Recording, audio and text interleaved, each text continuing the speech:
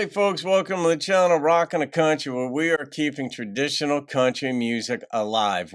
It's going to resurge. I'm telling you, there's a resurgence coming of traditional and neo-traditional country, and eventually it's going to take over many more of the airwaves, even coming out of Nashville. It's just going to happen. There are way too many people who are emotionally invested in it, and I don't just mean older folks. There are younger folks like Trent Smith, who's on the channel. He's 17. He's out in Indiana, for example. But there are a lot of folks who are like, okay, we're kind of getting tired of much of the same stuff. And the rusted truck, it's raining, my girlfriend, this and that. Like, the storylines in traditional are going to come back. In what form? Hopefully it's got fiddle and pedal, but that's kind of rhymes, fiddle and pedal. That'd be it could be a good name for a bar. But this is a gift request from John O'Dowd, who's right here in New Jersey, Morris County, New Jersey, Pine Brook. I don't think you're that far from Florham Park, like Route 24 and so on like that. Am I right, John? You don't have to reveal that, obviously, but I was right off of 78 and 287 in Bedminster until I moved down the Jersey Shore with my girlfriend. But this is Bryan White's song, That's Another Song. And it was a gift request, so thank you for the gift, John, for this. And this is what you said. Hi, Don. I hope you've had a good week. Here's a song from the mid 1990s by Bryan White called "That's Another Song" that I hope you and your viewers will enjoy. I have to admit, 1990s country is my favorite, and I still listen to it all the time. The songs all seem to have strong melodies, and I loved the production on them too. I tune into your show every day, Don, and I always enjoy it. Thanks very much for all your work here. All the best, John O. from Pine Brook. Well, thank you for those very kind words, John. I'm glad you tune in, and I love learning from people like yourself who've been listening to country far longer than I have, and I've been listening to it for 12 or 15 years, but with the channel, obviously, it's an immersion. But I've only done one other Bryan White song, and that was 2,200 songs ago. That's how far, how many other songs I've done in the meantime. Some of it, probably 2,300, because some of them get blocked and I can't put them up. But, well, not quite that many.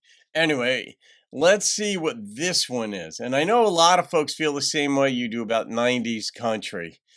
Sort of like the blend of new technological advances, if you will, not auto-tuned, but just clarity, digital, and all that. And, sort of like a development, but where it retains a traditional sensibility to it.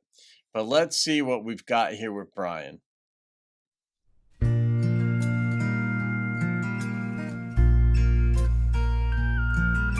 And this is a reaction. I don't know it. I used to sing to her. Wife or daughter? It used to make her smile. And she knew all the words Gotta for be his kid. a while. I sang love me tender, always and forever. Hold me, baby, all night long. Yeah, that's his wife. I can go on and on, but that's another song.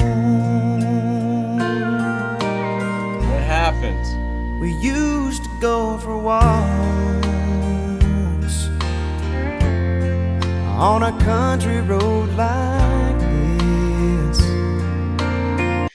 I want you to pay attention to piano, not just the piano in this song, but I've said this a few years ago. I recognize that when they bring in a piano, almost always it's going to be a poignant song. You got your Jerry Lee Lewis's who just bang away on it and all that stuff. But when they bring in country music, 90% of the time, I'd say, maybe 80, but it's a very high percentage. When they bring in piano, it's in the context of a poignant song. I don't know what that says about piano, but that's what it's frequently used for. Much like pedal steel is used to rip out your heartstrings, but not always. Sometimes it's meant just to add a certain flavor to a song.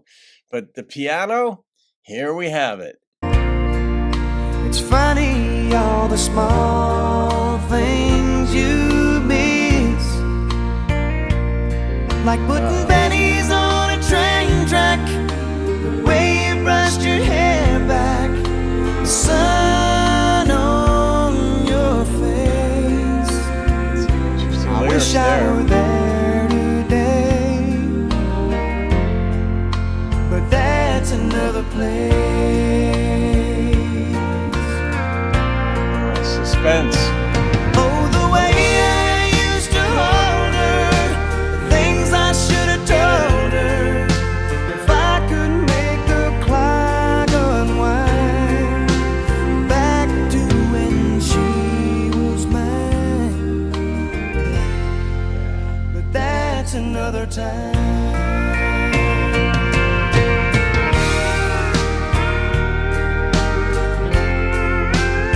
That's another song to That's Another Time. Oh, the way I used to hold her, the things I should have told her. If I could make the clock unwind back to when she was mine, but that's another time.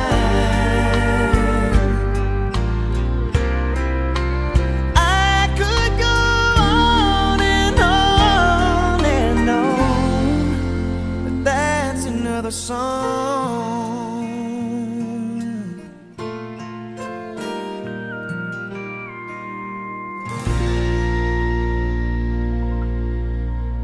It's fascinating. I want to say like the structure or the narrative development, or really the structure of the lyrics in this one, where you had at least three times, that's another song. That's the title track. But one time, that's another time. And that was when he was referring to, when she was younger, putting pennies on the railroad tracks and the sun upon her face. He wished he had been there for that. Obviously, you can't, because that's just life. I mean, you can't go to dinner with everybody on planet Earth. You can't be around everybody at every moment of their life. You can't be around anybody for every moment of their life. But this is just one of those songs that broke up. We didn't know why. There was no fault assigned. Well, no, he did. Because there was the line in there where he wished he'd said things. And I've said this in my life coaching videos, books, what I've commented, I'm sure, off the cuff on the channel, that you got to be more vocal in life. Like, look for the good in others instead of the things that don't work. Look for the good in life. Because if you're going to be in balance, if you're going to see the bad, you got to see the good. And that is true of yourself. If you're going to listen to the criticisms about yourself and take it to heart that someone said something about you that may or may not be true, but criticize you, you've also got to be willing to believe the good things about yourself. And we all have strengths. And it's not egotistical to recognize that you're strong or gifted in a particular area. That's just true. And so you can have a false humility that actually works against you and other people. Because if you're strong in a certain area and somebody needs your insight, your input, your help, but you haven't let them know in some way that you're good in those areas, or if you just sort of like humbly demur and don't let them know that you're good at a given thing. Like the example I always used is, if you're a dentist and have been through dental school and someone else has a problem with their teeth, they need to know you can fix it. So you don't want to think more highly of yourself. You don't want to give yourself an A+++ in an area where you're a C or an F. But if you're strong in an area, acknowledge it. It's okay to acknowledge it. You should know what your lane is in life probably by the time you're definitely in your 30s, certainly 40s. Your 20s, you're still figuring things out. Some people are have acute insight into things by their 20s, some even when they're 10 or 12. That's kind of rare. because you're still developing. Life experience is showing you what your proclivities are, what your preferences are, what your passions are, what your detestations are, all those things. But you got to know, you got to look for the good. And if you're looking for the good in yourself and are willing to acknowledge that, it's going to be a whole lot easier to see it in other people. But if you only look for the negative in yourself, that sets a psychological pattern where you kind of look out at the world and see it that way as well. And oh, the government this, and oh, the banks this, and oh, the this, and oh, the mayor of my town this, and whatever. I don't know. You just sort of get crabby pants. But if you look for the good, you're so much more enjoyable to be with. You're not going to grow old too soon. You're not going to be isolated or ostracized by people who just don't want to be around you. And I said all that because he wished he'd said things. The thing is, you have to be looking for those things. You can't be so self-absorbed that you're not seeing beauty in another person. And I don't just mean beautiful eyes and face and body and all the things that, matter, but when you see someone else's strengths, what they're good at, what they're just like amazing at, and you're observing them, it changes the dynamic of your relationship with everybody, whether it's a romantic relationship, it could be a marriage, it could be a relationship with your kids, your relationship with your friends, or people that you just meet. One, you're not going to be out there as a wrecking ball just being critical. You don't have to watch your mouth all the time when when you have a positivity about you.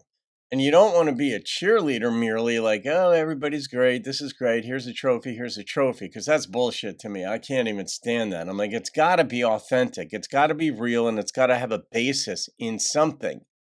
And if you're observing the dynamic of the person that you're with, in this context of the song, the woman he was with, and you speak to their strengths, you can also be involved more in the decisions they're making, or the sense, in this case, that she has about herself and her own life. And it strengthens the fabric that exists, sort of, the texture of the relationship that undergirds you and connects you. So, oh, John, you got me off and running, didn't you? I can't say it's a Jersey thing because Montauk Ed gets me going. Jeff Cather gets me going. Renee's got me. Jason Halverson. I mean, the songs that you guys request, just, Elias Romans just had me going a minute ago. Yeah, this was a simple song. It was really a simple song. I'll tell you what, the rating on this song was an 8.6. But man, did it give me material to run with. And I love that. Because it's so important to observe what's going on in another person. Look for the strengths. Most people aren't trained to do that. You're looked to train for what's wrong. We tend to hear what's wrong of our people are critical of us, and that resonates more than the positive things. But train yourself to look for the good. You can see the bad too, the things that need work. But if you're going to be in balance, and if you're going to have a balanced, good relationship with another person, you got to look for the good, and you got to speak to it. He wishes he had. He'd still be in this relationship if he had. I'm just guessing. All right, guys, I hope you enjoyed that. John, thank you, my friend. Have a great day. I'll see you in another video, and keep rocking the country.